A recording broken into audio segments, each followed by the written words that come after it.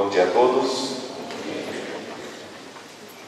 Alguns desses sermões, eles estão disponíveis para você divulgar ou assistir algum dia que você não pôde assistir, no Facebook, Vídeos IAN, e no YouTube, 10 dias de oração IAN.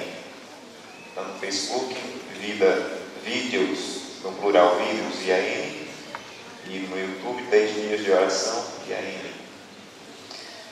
Amanhã é o nosso grande dia, não apenas por ser sábado, mas pela proposta de unirmos a nossa vida, a vida de milhares de adventistas na América do Sul, que decidiram passar 10 horas de oração e passar um sábado em jejum.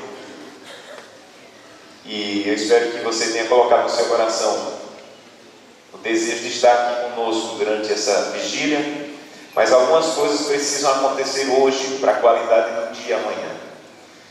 A primeira coisa que precisa acontecer hoje para a qualidade do dia amanhã é a hora que você vai decidir dormir hoje. Ninguém consegue passar 10 horas numa vigília mesmo diurna se não dormir com qualidade à noite. Então hoje, decida hoje não levar suas conversas até tarde, para que você possa dormir cedo, para que você possa acordar amanhã com qualidade. Algumas pessoas, elas, por questões de saúde, elas não devem fazer jejum. E talvez você saiba quais necessidades você tem física que não deve fazer jejum. Então não se sinta culpado e obrigado a participar do jejum, se isso vai comprometer tua integridade física. Não é esse o objetivo do jejum, não é sacrifício, não é sofrimento. Mas se você tem condições físicas, participe do jejum. O jejum ele não deve ser feito sem água. A orientação é que, em muitos casos, na maioria dos casos, beba água. A água ajuda a hidratar o cérebro, e o cérebro precisa estar bem para que o sangue possa circular bem, que você possa pensar bem nas coisas espirituais que vamos estudar amanhã. Então coloca no teu coração: amanhã eu quero estar às 10 horas na presença de Deus.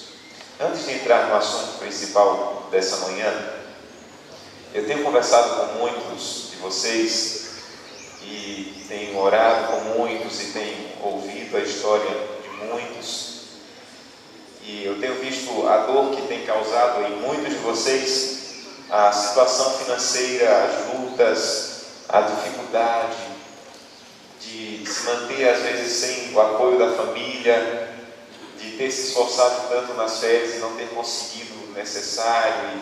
E isso causa dor, isso causa desânimo, e você às vezes compromete até a tua estima com isso. E eu resolvi falar um pouquinho para vocês, porque eu imagino pela quantidade de pessoas que já me procuraram essa semana sobre isso e pedindo oração sobre isso, e às vezes lágrimas correm no rosto. Quando eu vim para a escola, eu não tinha a possibilidade de ter o apoio dos pais financeira completamente. Também queria um pouquinho de independência, queria construir minha história. Comecei a trabalhar, mas muitas limitações. Eu vim para cá muito novo e às vezes não conseguia, e as limitações financeiras vão chegando. Eu lembro que chegou um momento aqui na escola que eu tinha um sapato, Eu tinha um par de sapatos e um deles resolveu fazer um buraco bem no meio, lá no fundo. E eu não tinha outra opção, eu enchi de sacolas plásticas. E quando eu vinha para aqui, essa igreja é assim, né? Eu ajoelhava assim, parecendo um príncipe. Todo mundo olhava: olha, o príncipe ali ajoelhado, mas desde que era para quem está atrás não ver os sacos que estavam tapando os buracos ali. E eu passei um tempo no internato, tinha colocado ali uma toalha no varal, e alguém que Satanás disse assim para ele: olha, aquela ali, tem um monte aí pendurado, mas eu quero aquela ali. Ele pegou a minha toalha e jogou no vaso, era a filha única. E eu fiquei tão aflito em situação. Um dia, conversando com Deus por aqui, eu disse: Senhor, eu vim aqui estudar, eu vim aqui realizar os meus sonhos, eu vim aqui me preparar academicamente, eu eu senti suavemente o Espírito dizendo assim: faz parte da aula, faz parte da aula. Como assim, Senhor? Faz parte da aula, faz parte da aula. O mundo tem muitos fisioterapeutas, mas o mundo precisa de mais fisioterapeutas que tenham passado por momentos na vida que façam com que ele valorize a dor do outro, não apenas física, mas emocional. O mundo tem muitos enfermeiros, mas o mundo espera mais enfermeiros que tenham encontrado situações na sua vida que ele possa, em nenhum momento, que ele não chegue em nenhum momento a parar de sentir a dor do outro, que pelo resto da vida ele possa lembrar da história dele e dizer: eu passei tantas situações, eu sinto a dor do outro ainda, apesar de viver com dor todos os dias, de conviver com a dor todos os dias. O mundo tem muitos pastores, e o mundo está esperando pastores que tenham enfrentado situações da vida, que ele possa sempre saber que o outro sofre, que o outro passa necessidades porque ele passou. Então, o importante disso tudo é que faz parte da aula, faz parte da aula, faz parte da tua formação. E a pessoa que você vai ser, a pessoa que eu sou, a pessoa que eu sou, ela tem muito a ver com esses momentos que eu passei na vida. Foram aulas que não foram dadas na sala de aula, mas foram dadas pela vida. E a vida foi ensinando, e são essas coisas que ensinam. Então, talvez você esteja dizendo: Senhor, eu quero ter mais fé. E você pede mais fé, mas não quer enfrentar problemas. Só tem um jeito de Deus te dar mais fé, é de Deus te dar desafios. Tem outro jeito que a fé é genuína vir. Então, ergue a cabeça, não permite que o desânimo tome conta de você, não permite que essa situação faça você pensar que isso é você e que tua estima seja comprometida por isso. Ergue a cabeça, corre à presença de Deus: Santo Deus, me ajuda, me dá soluções. E Deus, um dia eu estava aqui, era período do Dia dos Namorados, eu não tinha um centavo para dar um presente para a namorada. Senhor, me ajuda, Senhor, me ajuda. E um dia, passando por aqui, uma professora, do nada, parou, conversou e disse: aí, já comprou um presente para a namorada? A professora não tem dinheiro. E ela foi e comprou um presente, me deu, e eu dei como se fosse eu. Um outro dia, eu estava precisando muito de alguns livros para uma pesquisa, e não havia esses livros na biblioteca, e houve uma exposição de livros no sábado, e eu orei: Senhor, estou precisando tanto desses livros, por favor, eu tenho dinheiro, me ajuda. E eu fui lá, peguei aqueles 8 livros que eu precisava, separei e disse assim: olha, deixa aí, coloca meu nome, que mais tarde alguém vai passar para pagar, e eu venho só pegar. E eu passei o dia em oração, acho que aquele dia até jejuei. E quando foi de tardezinha que eu fui lá buscar os livros, ninguém tinha passado. Eu tive que devolver os livros, e o dono ainda ficou chateado porque deixou de vender, porque eu tinha reservado para mim. E assim a vida, às vezes sim, às vezes não, às vezes espere. O importante é você dizer: Santo Deus, eu não quero desistir dos meus sonhos, eu não vou desistir deles. Em algum momento eu tenho que reduzir, em algum momento eu talvez tenha que parar naquele momento, mas se desistir dos sonhos eu não quero nunca. E eu não quero permitir que isso me abata ao ponto de comprometer quem eu sou. Então, levanta a tua cabeça, ergue os teus olhos, saiba que Deus está formando o profissional que você vai ser, e continua lutando. Deus vai te dar vitória em nome de Jesus. Amém. Bom, que Deus te abençoe. Abra sua Bíblia no livro de Gênesis. Gênesis, capítulo 1. Gênesis, capítulo 1. Antes de lermos, vamos fechar os olhos mais uma vez, vamos falar com Deus.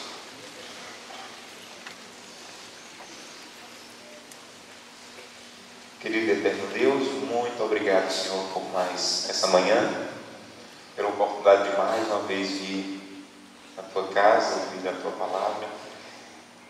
Nós te agradecemos muito por tudo que vivemos até esse momento, mas ainda cabe mais a tua palavra em nosso coração. Então, mais uma vez, fala conosco.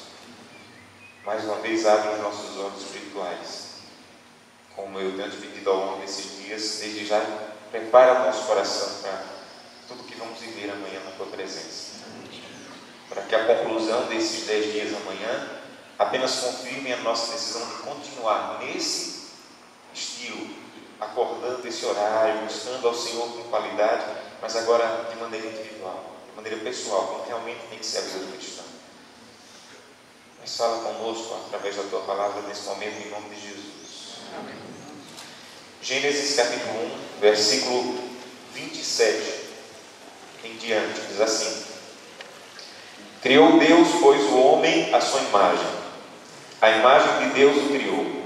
Homem e mulher os criou.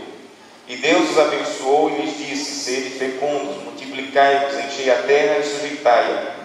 Dominai sobre os peixes do mar, sobre as aves do céu, sobre todo animal que rasteja pela terra.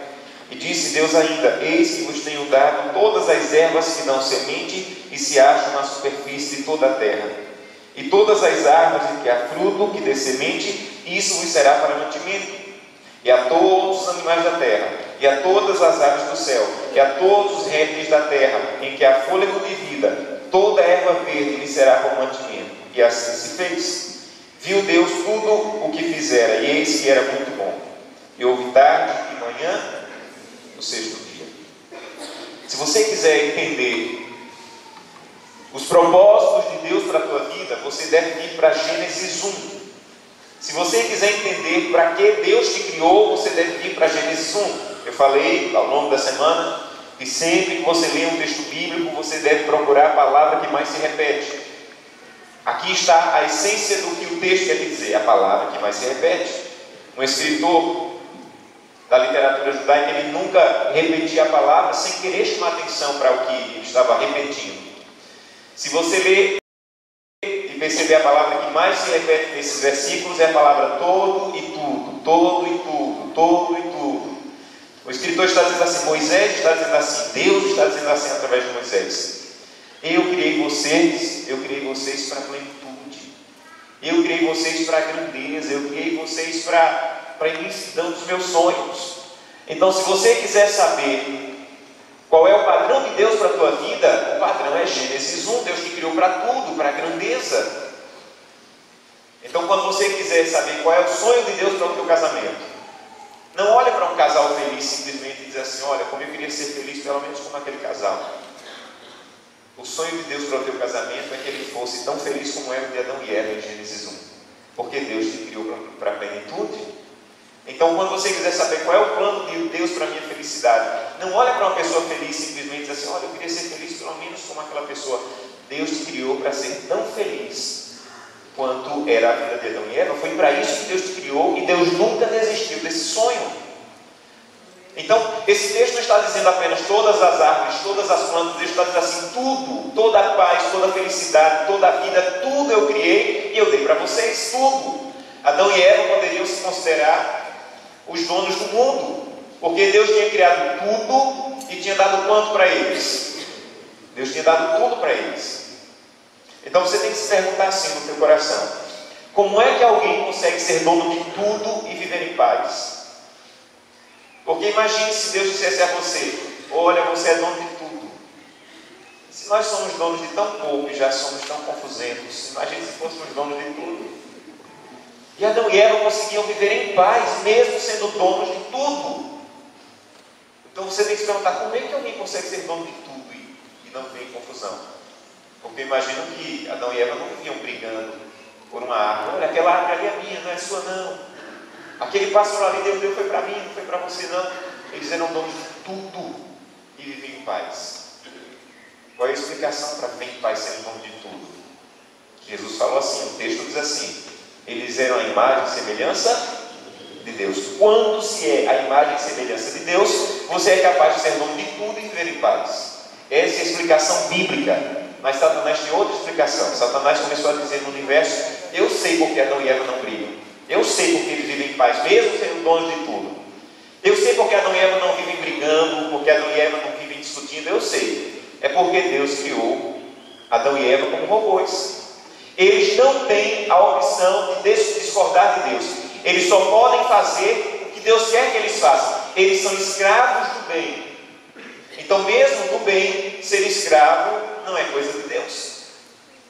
E Deus queria provar para o universo que eles não eram escravos, que eles eram livres, para para provar que Adão e Eva eram livres, aconteceu isso porque está no capítulo 2, verso 16. Gênesis 2:16. Diz assim: e o Senhor Deus lhe deu esta ordem: de toda a árvore que está no jardim comerás como? Livremente. Mas da árvore do conhecimento do bem e do mal não comerás, porque no dia em que dela comeres, certamente morrerás. Então vejam, em Gênesis 1, Adão e Eva eram donos de quantas árvores? Todas. Em Gênesis 2, eram todas menos uma. Então Deus disse: olha, podem fazer piquenique sobre todas as árvores, podem comer o fruto de todas as árvores, mas essa árvore vai ficar um tempo, ela não ficaria por todo o tempo no jardim. Essa árvore vai ficar um tempo no jardim para provar que vocês são livres. Vocês podem escolher uma coisa diferente do que eu escolhi para vocês. Vocês podem tomar decisões diferentes das que eu tomei para vocês. Não vai ser bom para vocês, vocês vão ter consequências terríveis. Escolham o que eu escolho para vocês, mas vocês são livres. Era a maneira de Deus provar que eles tinham a opção de escolha, que eles tinham a possibilidade de discordar de Deus, que eles não eram robôs. E vejam, era uma prova aparentemente fácil. Imagine quantas milhares de árvores não tinham no jardim. Todas eles poderiam comer, menos aquela. Mas nós conhecemos a tragédia que está escrita no capítulo 3, versículo 1. Mas a serpente, mais sagaz que todos os animais selvagens que o Senhor Deus tinha feito, disse à mulher: foi assim que Deus disse que você não pode comer de nenhuma árvore do jardim? Respondeu a mulher: do fruto das árvores do jardim posso comer, mas do fruto da árvore que está no meio do jardim, disse Deus, dela não comereis, nem tocareis, para que não morrais. Então a serpente disse à mulher: é mentira de Deus, certamente não morrereis. Porque Deus sabe que no dia em que dela comerdes, vossos olhos se abrirão, e como Deus sereis conhecedores do bem e do mal. Pastor, o que é que essa história toda tem a ver comigo? O tempo mudou, mas a maneira que Satanás usa para tentar destruir-nos, o mesmo argumento continua. Qual era o grande argumento de Adão e Eva? De Satanás para Eva? Satanás disse assim: Eva, não adianta ter todas as árvores enquanto você não tiver essa. O que Deus está te oferecendo não é suficiente para te fazer feliz. O que Deus está te oferecendo é pouco. Você não pode se contentar com o que Deus está te dando. Você só vai ser feliz, Eva, quando você tiver tudo, inclusive o que Deus disse que você não deveria ter. Enquanto você só tiver o que Deus te deu, você não vai ser completo. Enquanto você só tiver o que Deus te ofereceu, você não vai ser plenamente feliz. Então você só vai conseguir ser feliz quando você tiver tudo, inclusive o que Deus disse que você não poderia ter. Esse é o argumento essencial do pecado. Eu casei há 11 anos, Deus disse: essa é tua esposa, você vai ser feliz com ela, você vai ficar satisfeito sexualmente com ela vai te completar. Satanás disse: é mentira de Deus, você só vai ser completo de verdade se você tiver aquela outra mulher que não é tua esposa. Enquanto você só tiver o que Deus te deu é pouco, o que Deus deu não basta. Esse é o argumento essencial do pecado. O que Deus deu não é suficiente para te fazer feliz. O que Deus deu não é suficiente para te fazer completo. O que Deus deu é pouco, é o argumento do inimigo. Você só vai ser feliz de verdade quando você tiver o que Deus não deu. Deus diz assim: olha, eu estou te dando o teu salário. Eu estou te dando o teu salário. Mas tem uma parte do teu salário que você não deveria tocar. Tudo é meu. Mas uma parte, que a Bíblia chama de dízimos e ofertas, você não deveria tocar. O inimigo diz assim: é mentira de Deus. Você só vai prosperar de verdade quando você gastar tudo, quando você dominar tudo, quando você for dono de tudo. Deus diz assim: eu estou te dando 7 dias. São meus, eu estou te dando. Mas tem um dia que eu não queria que você tocasse. E o inimigo diz assim: é mentira de Deus. Você só vai conseguir realmente vencer na vida se você trabalhar em todos os dias, inclusive o que Deus disse que você não deveria trabalhar. Então, em essência, o argumento de Satanás é: o que Deus deu não basta. Você só vai ser feliz de verdade se você tiver tudo, inclusive o que Deus não te deu. E Satanás é um grande mentiroso. Satanás não consegue cumprir o que ele nos promete. Alguns meses atrás eu recebi a ligação de um grande amigo que estava perdendo a família e o ministério, que havia caído em adultério. Em lágrimas ele dizia assim: era mentira, eu achava que ia ser feliz, achava que ia ter uma experiência, era mentira, eu estou acabado, eu estou destruído, porque Satanás é mentiroso. Quando ele diz a um homem casado que ele vai ser feliz, que ele vai ser completo, que ele vai se realizar, ele está mentindo, ele não pode prometer, ele não pode garantir o que ele prometeu, como ele não garantiu para Eva. O plano do inimigo, em essência, isso está no livro História da Redenção, é o seguinte: eu vou tentar Adão e Eva, e se eles caírem, eu vou tomar o jardim do Éden, porque Deus vai desistir deles. O inimigo pensou: Deus vai ficar tão magoado com Adão e Eva que não vai mais querer nada com eles, eu vou tomar o jardim, vou fazer o meu reino no jardim com Adão e Eva e os meus anjos, e vamos comer da árvore da vida eterna e vamos viver eternamente. Em essência, o plano original de Satanás é: eu vou fazer Deus desistir de Adão e Eva. Mas Gênesis, capítulo 3, um dos versículos que eu mais gosto na Bíblia, 3:21, diz que quando Adão e Eva caíram, fez o Senhor Deus vestimenta de peles para Adão e sua mulher e os vestiu. Para mim esse é um dos versos mais lindos da Bíblia. Quando Satanás estava esperando Deus dizer: pode levar, não quero mais nada com eles, desisto deles, Deus matou o cordeiro e vestiu Adão e Eva. A primeira lição sobre o plano da salvação que Satanás aprendeu de maneira muito clara é: Deus nunca vai desistir dos seus filhos. Talvez você já tenha desistido do seu casamento, mas a primeira lição do plano da redenção na Bíblia é: Deus não desistiu, porque Deus ainda não desiste dos seus filhos. Talvez você já tenha desistido da tua vida, mas o plano da redenção diz: você desistiu, mas quando Deus desiste, quando o homem desiste, quando o inimigo acha que Deus vai desistir, Deus não desistiu e Deus vestiu Adão e Eva. Então, se você quer entender o plano da salvação, você tem que entender três coisas em essência. Primeiro, você é pecador. Você é pecador. Segundo, Jesus Cristo morreu por você na cruz do Calvário para provar que Ele te ama e que não desistiu de você. E terceiro, esse Jesus que morreu vai voltar para te levar para o céu, para que você possa viver eternamente no céu. Então entenda, quando você lê Gênesis 1, não leia mais como a história de Adão e Eva. Gênesis 1 é uma perspectiva do que Jesus Cristo garantiu para você na cruz. Jesus vai voltar e vai devolver tudo que o pecado nos tirou. Todas as árvores, todas as plantas, todos os animais, toda a vida, toda a felicidade, toda a paz, tudo que o pecado nos tirou, Jesus Cristo morreu na cruz para garantir que vai voltar para nos devolver. Então, daqui a alguns dias, em nome de Jesus, quando a trombeta soar, Jesus Cristo vai dizer: vinde bendito do meu Pai, e possuam por herança o reino. Tudo é de vocês novamente. Tudo. Toda a paz, toda a felicidade, toda a vida, tudo que Adão e Eva tinham em Gênesis 1, Deus vai nos devolver quando a trombeta soar. Você vai ser dono de tudo de novo. Você vai ser recebido no céu como príncipe inteiro. Tudo que o pecado tirou, Jesus vai te devolver. Isso não é maravilhoso? Nós temos um problema.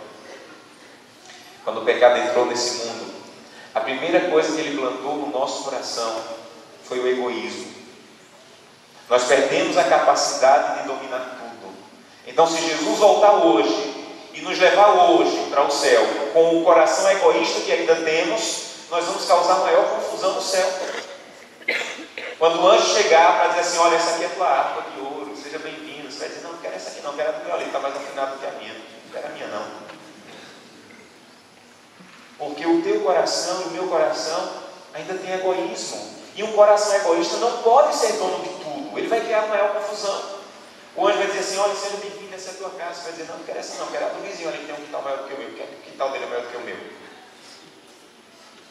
Quando você entrar na rua de ouro, você vai procurar uma picareta, um saco, para arrancar o ouro da rua de ouro, botar no saco e procurar um vender. Porque o pior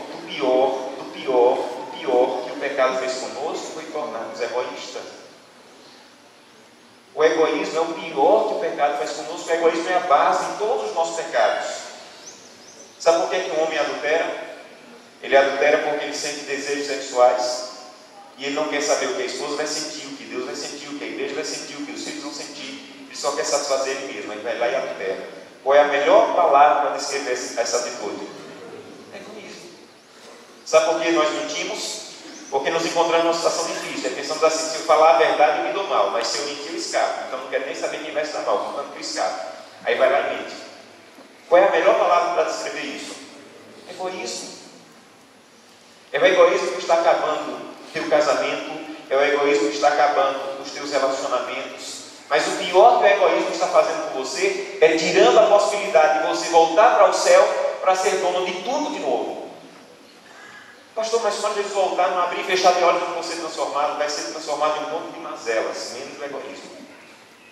O Espírito de Profecia diz que nenhum coração egoísta vai poder vir à porta do céu. O egoísmo tem que ser arrancado aqui. Porque se o egoísmo for arrancado aqui, você não vai poder morar no Rua de Ouro. Você não vai poder morar numa cidade que as paredes são de pedras preciosas. O egoísmo está acabando tudo e nós precisamos dizer: Santo Deus, e agora? Não, pastor, mas o que está acabando meu casamento não é egoísmo, não. O que está acabando meu casamento é essa mulher que eu estou casado com ela. Então eu vou deixar essa mulher e vou casar com outra. As estatísticas dizem que 50% dos primeiros casamentos estão acabando em divórcio. 70% dos segundos casamentos estão acabando em divórcio. E 90% dos terceiros casamentos estão acabando em divórcio. Porque não adianta mudar de terreno. Você tem que mudar a semente. Você pode mudar teu casamento de terreno 500 vezes. Mas se o teu coração é egoísta, onde você plantar o teu casamento só vai nascer egoísmo. Não, pastor, meu problema não é isso, não. É que eu preciso de uma nova lua de mel. Aí junta dinheiro e vai tirar uma nova lua de mel. São dias maravilhosos, mas quando volta para divórcio, briga e separação. Porque não adianta mudar de terreno, tem que mudar o quê? Tem que mudar a semente. Então você tem que se fazer uma pergunta aí no teu coração: como é que eu faço então, pastor, para que o egoísmo seja arrancado do meu coração? E eu quero concluir com essa explicação. Deus criou um método de arrancar o egoísmo do nosso coração. O método é continuar dando coisas para você cuidar. E através dessas coisas que Deus te deu para cuidar, Ele vai arrancar o egoísmo do teu coração. Por exemplo, a Bíblia diz que Deus te deu um corpo. O corpo não é seu.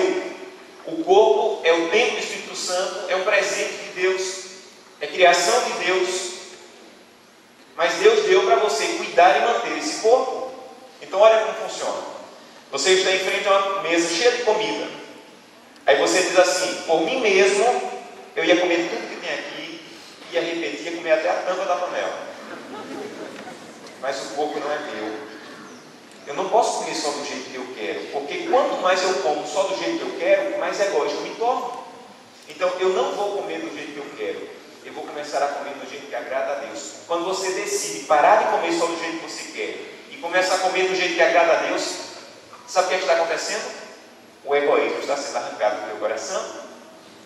Então, quando você deixa de comer algumas coisas que você sabe que não agrada a Deus, não tem a ver principalmente com engordar ou emagrecer. Tem a ver com o método de Deus de arrancar o egoísmo do teu coração. Todos os dias eu faço atividade física, todos os dias. Só que eu não faço atividade física para emagrecer. Não cabe mais magreza em mim. Eu faço atividade física porque eu entendi que o dono do meu corpo gosta, que o dono do meu corpo é honrado. Por mim eu ficava no sofá, por mim eu não levantava. Mas eu entendi que se eu não fizer atividade física e cuidar do meu corpo só do jeito que eu gosto, o egoísmo só vai ficar mais arraigado no meu coração. Então quando eu me levanto para fazer atividade física, eu estou dizendo: Santo Deus, o Senhor é o dono do meu corpo. E eu estou indo fazer a tua vontade. A minha vontade era ficar no sofá.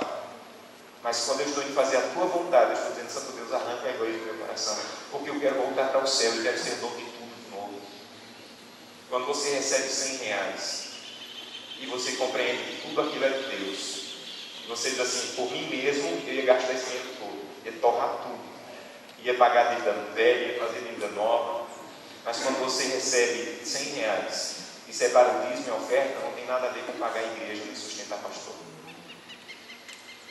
A causa é de Deus e ela vai ser vitoriosa com ou sem o seu dinheiro. Mas quando você entende que você não pode usar o teu dinheiro só do jeito que te agrada, e você começa a usar o dinheiro do jeito que agrada a Deus, sabe o que está acontecendo? Deus está arrancando a egoísmo do seu coração. E você vai poder voltar para uma cidade que a rua vai ser de ouro e os teus olhos não vão mais estar no ouro, porque Deus já tirou os teus olhos do ouro aqui na terra. Então, dízimo e oferta não é sustentar a igreja e pagar o ministério. É o método de Deus de arrancar o egoísmo do seu coração. Para você não fazer só o que você quer e começar a fazer o que agrada a Deus. Então você passa 10 dias de oração, você hoje à noite diz assim, eu passei muito tempo orando, muito tempo. Eu vou passar a noite hoje na internet, vou passar a noite hoje assistindo filmes. Mas você diz assim, mas o tempo não é meu, o tempo é de Deus. Então eu não vou usar o meu tempo do jeito que eu quero. Eu vou usar o tempo do jeito que Deus quer. Então hoje eu não vou assistir até tarde, hoje eu vou dormir cedo, porque eu sei que isso agrada a Deus. Quando você decide usar o teu tempo do jeito que agrada a Deus, Deus está arrancando o egoísmo do teu coração. Então, o teu corpo, o teu tempo, os teus recursos, os dons que Deus te deu, são método de Deus. Se você começar a usá-los da maneira que agrada a Deus, não só do jeito que te agrada, você vai poder voltar para o céu, porque Deus está arrancando o egoísmo do teu coração. Mas entenda, em nome de Jesus, nenhum coração egoísta vai poder entrar no céu. Você tem que dizer, Santo Deus, por favor, me ajuda a cuidar do que o Senhor colocou em minhas mãos para cuidar, para que o Senhor possa arrancar o egoísmo do meu coração, porque eu quero voltar para o céu. Eu quero poder ouvir o Senhor dizendo, vocês são donos de tudo de novo. Abra sua Bíblia em Apocalipse, o último versículo dessa manhã. Apocalipse,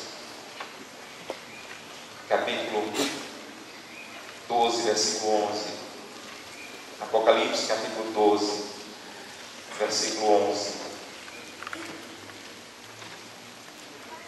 Diz o seguinte: eles, pois, o venceram por causa do sangue do Cordeiro, por causa da palavra do testemunho que deram, porque mesmo diante da morte não amaram a própria vida. Aqui está falando dos vencedores. Sabe quem são os vencedores? Não são simplesmente os adventistas do sétimo dia. Aqui diz que os vencedores são os que lavaram suas vestes no sangue do Cordeiro e aqueles que não amaram sua própria vida. Sabe qual é o nosso problema? Nós amamos muito a nossa vida.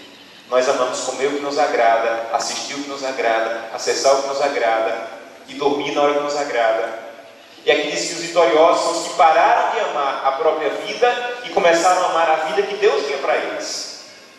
São aqueles que pararam de amar o seu próprio gosto e começaram a gostar do que agradava a Deus. E isso os tornou vitoriosos, porque a vitória cristã não é determinada pela denominação que você se une. É determinada pela possibilidade de Deus de transformar o teu coração, arrancar o egoísmo e lhe tornar semelhante a Jesus para você voltar para o céu.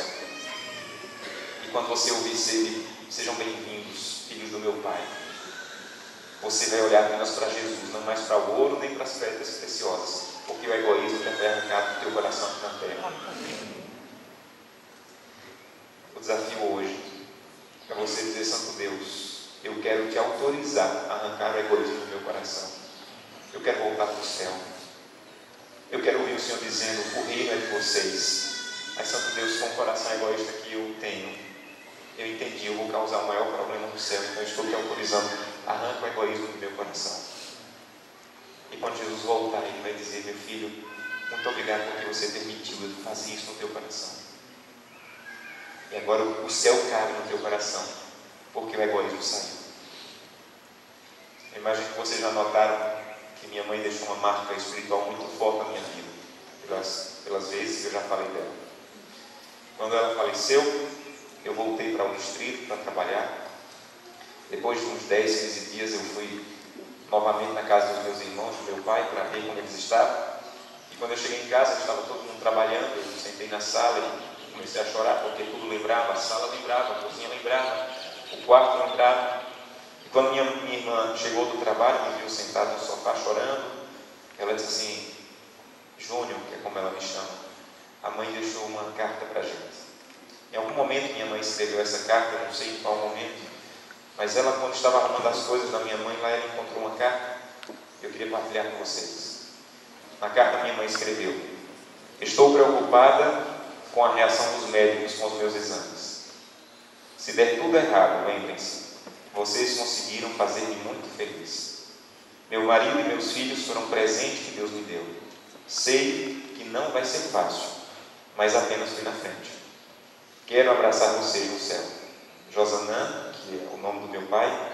Você é um grande homem e o amor da minha vida. Thaís, que é o nome da minha irmã, você é muito amada e admirada por mim. Júnior, que é como ela me chamava, você é a realização do meu sonho espiritual. Davi, que é o nome do meu irmão, você sempre me fez sentir muito amada. E agora Gleice, que na época era minha noiva. Eu os amo muito. Sinto que vou ressuscitar, pois isso não depende de mim, e sim daquele que mais ama, meu Senhor e Salvador Jesus Cristo. Amém. Quem lhes afastará do amor de Deus? Até lá. Sejam fortes e corajosos. Não deixem que nada os afaste desse caminho. Amo minha família espiritual. Eu não sei em que momento ela escreveu essa carta, mas eu imagino que em algum momento, quando ela estava de madrugada buscando a Deus, como ela sempre fazia, ela disse: Deus, eu estou sentindo que eu vou morrer. Os médicos, a maneira como eles me olham, a maneira como eles me entregam os exames, me fazem perceber que eu estou morrendo. E eu imagino Deus dizendo assim: minha filha, eu já consegui arrancar o egoísmo do teu coração, você vai ressuscitar. E imagino Deus dando a garantia à minha mãe que ela iria ressuscitar, porque o trabalho já havia sido feito no coração dela. E quando eu recebi essa carta, alguma coisa se quebrou no meu coração. E eu comecei a desejar que cada dia da minha vida eu pudesse dizer: se eu morrer hoje, eu sinto que vou ressuscitar, porque Deus conseguiu fazer o trabalho no meu coração. Eu sinto que vou ressuscitar, porque Deus conseguiu fazer o trabalho no meu coração. Eu sinto que vou ressuscitar, porque Deus já conseguiu fazer o trabalho no meu coração. E se eu não passar pela morte, eu gostaria de ter a certeza de que eu vou poder olhar para o céu quando Jesus voltar e dizer: eu estava te esperando, porque todo dia eu estava permitindo que o Senhor transformasse o meu coração. Eu estou pronto pelo que o Senhor fez na minha vida. Eu gostaria de convidá-la a dizer: Santo Deus, eu queria que essa fosse a minha história.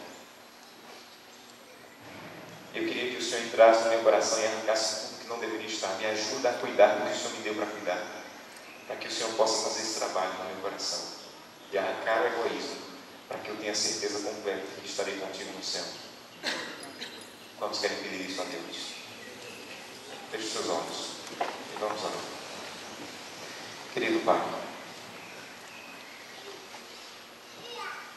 muito obrigado, porque eu considero essa carta como a minha maior herança. Sempre eu volto para lembrar de alguém que permitiu que o Senhor fizesse o que tinha que fazer no coração, arrancasse o que tinha que ser arrancado do coração. E quando o fim estava chegando, o Senhor disse: eu concluí, minha filha, descansa em paz. Nós ainda estamos em processo, Senhor, ainda tem muito egoísmo no nosso coração.